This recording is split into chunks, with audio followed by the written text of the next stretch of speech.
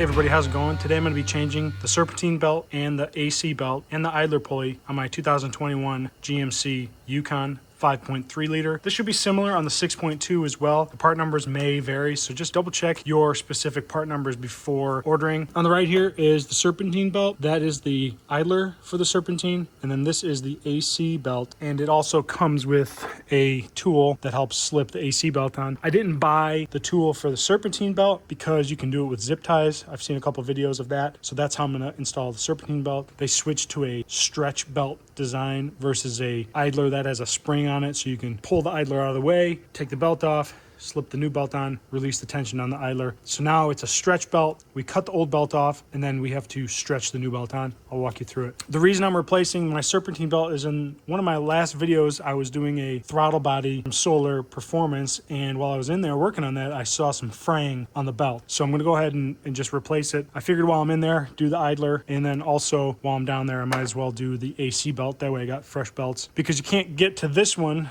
unless you take the Serpentine belt off. So if I do end up having an issue with the factory belt that's down there now, I'll have to cut this one off anyways to replace it. So I figured I'd just do them both at the same time. So these are GM belts from AC Delco. This is the AC belt. There's the part number. I'll post everything in the description box below. Here is the Serpentine belt. There's the part number, also an AC Delco. And this is the idler. Pretty straightforward. There's the GM part number and AC Delco. In order to get access to the belts, you need to remove the intake tube. On these trucks, there's a clamp here on the intake box. There's a clamp on the throttle body. There is a vent hose on the passenger side valve cover. And then there is like a zip tie with a harness that is attached to the side with a bolt that's attached to the alternator. That's what I'm gonna work on now, and I'll show you everything as we go along. So this vent hose right here is really easy. It's a 7mm. Just go ahead and loosen it. You don't have to loosen it all the way off of the clamp, just enough so that you can get over here and then slide it off the intake tube. Something like that. The next clamp is down here on the throttle body, right there. Use your 7mm again and loosen that one. Then over here on the passenger side, there's this breather that's on the passenger side valve cover, this one right here. You have to squeeze that gray tab and you can pop that right off.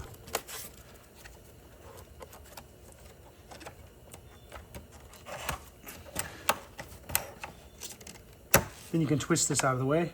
Next, there's a bolt right there on the alternator that holds that bracket to the airbox.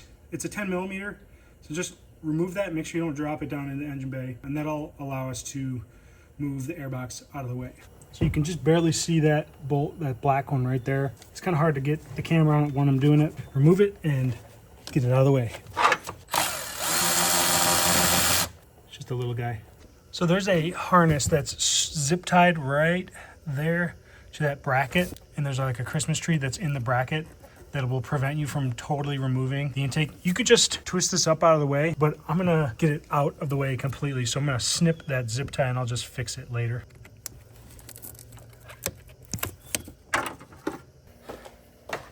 Then we can grab the air tube, pop it off the throttle body. There's actually two zip ties, that's why. And then we can take that whole intake tube assembly. There's the two zip ties that I'll just replace. All right, so now we have clear access to the belts.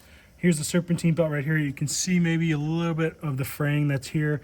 Also on this side, there's a couple spots on the belt that's actually fraying, so it's time to get replaced. The only way really to get it off is to snip it off.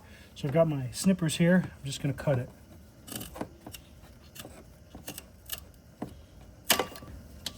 And then we can weave it out of there. Here's a couple of the spots with the fraying starting. There's one, that's the worst of it, I think. And then there's another spot over here. And a little bit happening. So it's time to get replaced. Here's the idler. You can spin yours and check it and see if it moves smoothly or if it makes any noise. Mine seems to move smoothly and doesn't make any noise, but it should be rotating much more freely. I can't really spin it. At any rate, it's getting replaced. It's a 15mm bolt on there. Just remove it and then we'll put the new one on.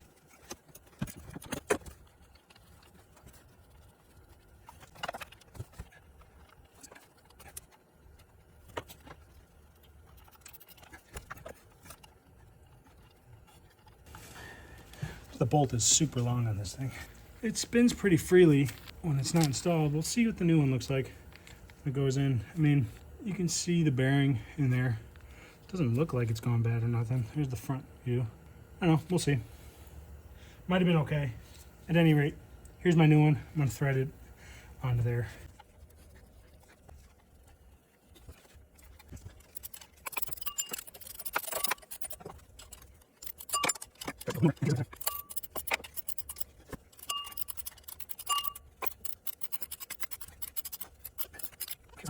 So the torque spec is 43 foot-pounds. There it is. It doesn't seem like it spins freely any differently than the other one, but it's replaced. Next step of business is getting down to the AC belt, which is down below. You see the right side of it there, that yellow lettering and the barcode looking thing, that's the back side of it. All right, to get ourselves a little more access to the AC belt, which is on the underside of the motor, or the bottom side rather, you can remove this shield, and I'm in the process of doing it. There was a bunch of 7mm like here and all along the bottom over to there, and then it looks like these are T15 Torx that hold the front of this shroud all along the front of the grill here. So I'm gonna work on taking those out and see the kind of access that we get when we remove this shield. Okay, so once you remove that shield, you get a lot better access to that other belt back there. So I'm gonna go ahead and cut that one off now and get to that so we can remove it. All right, so here was that AC belt. It doesn't look as bad as the Serpentine belt did, but there was some minor fraying on some of the edges. You can just see there. Probably okay, but I figure while I'm in there, I might as well do both. Here's the old one, and here's the new one. So we're gonna work on that one first. It comes with this little tool so that you can use it to slip it over. So it comes with this. Do my best to set the camera up in there somehow so we can get some good angles. All right, so when you remove that shroud, you can also get to this other bracket here that's held on with two 10mm and a pair of 13s. There's the two 10s here and here on these brackets, and then the 13s are shared with the skid plate here. That comes off really easy. It gives you more access to get up underneath here, and now I can get right up close to those. So I'm gonna find a spot to mount my camera, and then we're gonna go to town.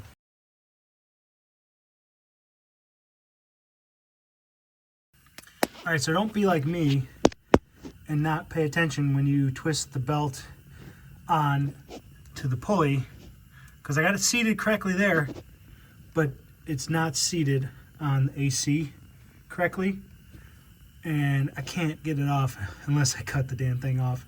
Luckily, my O'Reilly's had a Gates belt that fits this truck, so I'm going to cut that AC Delco one off and put this Gates one on instead. All right, let's see if we can do this again. I've got that Gates belt fed up there, got it nicely seated on the AC pulley, and then I've got to get this tool up in place again.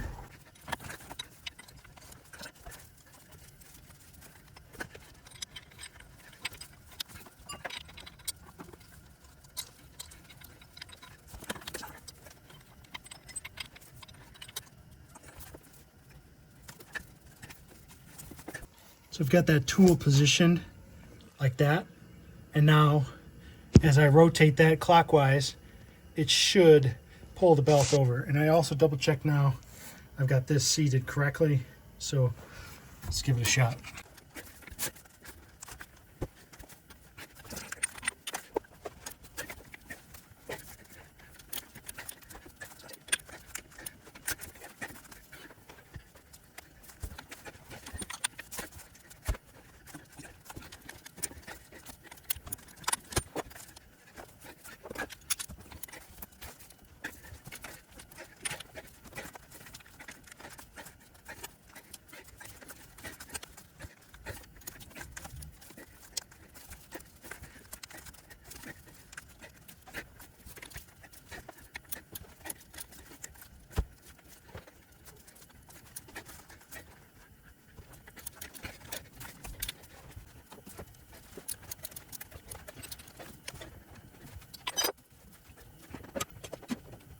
All right, looks like we got that belt down straight now in the grooves for the AC and on the back here.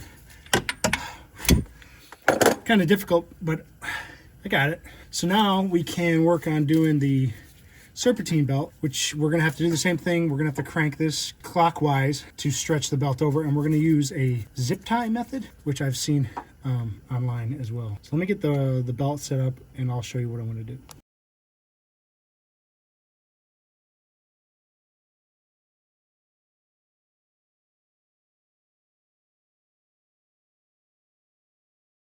All right, so I've got the serpentine belt routed, and then I've got it zip tied to the pulley here with like 4 zip ties. And then I'm going to do the same thing with my 24mm and turn the engine clockwise. That should pull that belt over that pulley, and we should be good to go.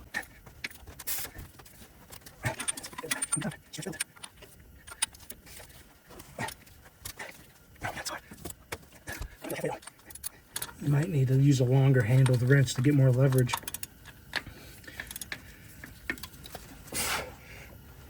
Yeah, I'm gonna see if I can use my breaker bar to get a little more leverage.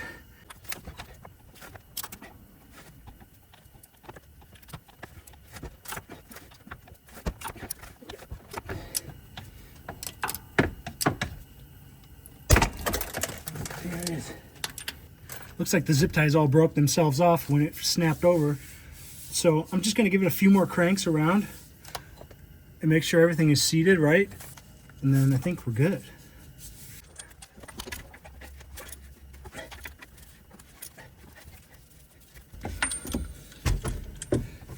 I think we're good. Everything's seated.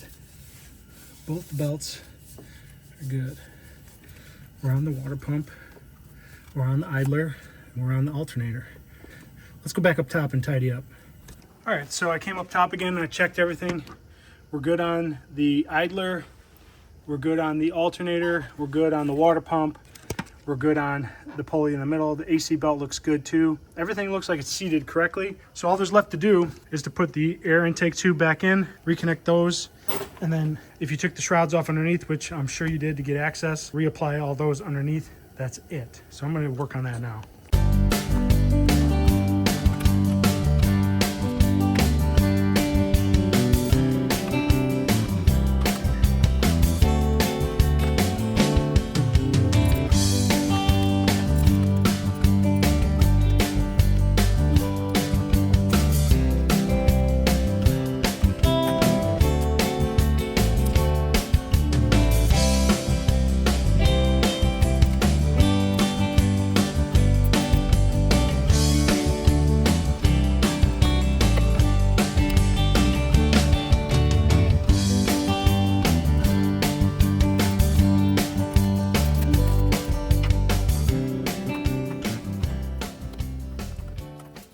All right, so I started up the truck, tested the belt, watched it for a little while, made sure that it was running straight and true and not wobbling or anything like that. But it looks like I got it installed and it's working. So I'll keep an eye on it for the next couple of weeks to make sure that it's not fraying again. If it is, then there's probably something out of alignment on one of the pulleys. That'll be a little bit of a deeper diagnosis. But for now, call this video done. If you like this video, give it a thumbs up. Love it if you subscribe. Stay tuned for new videos. We'll see you next time. Later.